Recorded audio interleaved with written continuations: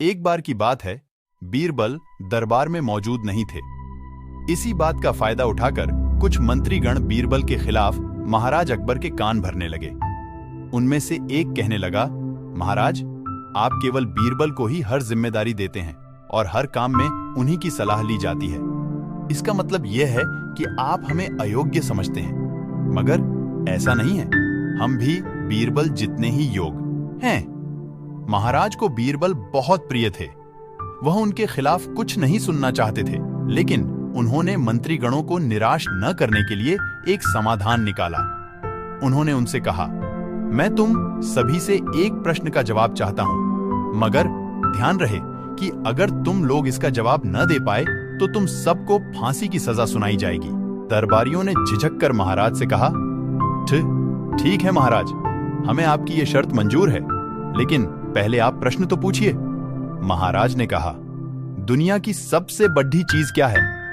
यह सवाल सुनकर सभी मंत्रीगण एक दूसरे का मुंह ताकने लगे।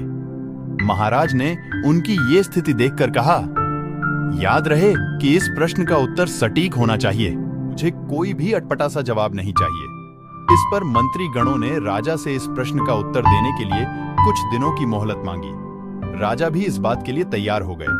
महल से बाहर निकलकर सभी मंत्रीगण इस प्रश्न का उत्तर ढूंढने लगे। पहले ने कहा कि दुनिया की सबसे बड़ी चीज भगवान है, तो दूसरा कहने लगा कि दुनिया की सबसे बड़ी चीज भूख है। तीसरे ने दोनों के जवाब को नकार दिया और कहा कि भगवान कोई चीज नहीं है और भूख को भी बर्दाश्त किया जा सकता है। इसलिए राजा के प्रश्न का उत्तर इन दोनों में से कोई नहीं है। धीरे धीरे समय बीतता गया और मोहलत में लिए गए सभी दिन भी गुजर गए। फिर भी राजा द्वारा पूछे गए प्रश्न का जवाब न मिलने पर सभी मंत्रीगणों को अपनी जान की फिक्र सताने लगी। कोई अन्य उपाय न मिलने पर वो सभी बीरबल के पास पहुंचे और उन्हें अपनी पूरी कहानी सुनाई। बीरबल पहले से ही इस बात से परिचित थे। उन्होंने उनसे कहा, मैं तुम्हारी जान बचा सकता हूं, लेकिन तुम्हें वही करना होगा जैसा मैं कहूं। सभी बीरबल की बात पर राजी हो गए। अगले ही दिन बीरबल ने एक पालकी का इंतजाम करवाया। महाराज, दुनिया की सबसे बड़ी चीज गरज होती है। अपनी गरज के कारण ही ये सब मेरी पालकी को उठाकर यहां तक ले आए हैं। यह सुन महाराज मुस्कुराए बिना न रह सके और सभी मंत्रीगण शर्म के मारे सिर झुकाए खड़े रहे।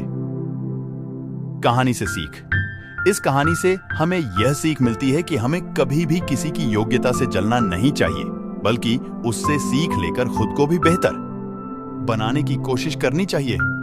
राइटर रितेश कुमार राज मेरे चैनल को सब्सक्राइब करे और बेल आइकन दबा दे, ताकि मैं जो भी कहानी वीडियो डालूं आपके पास सबसे पहले पहुंचे। धन्यवाद।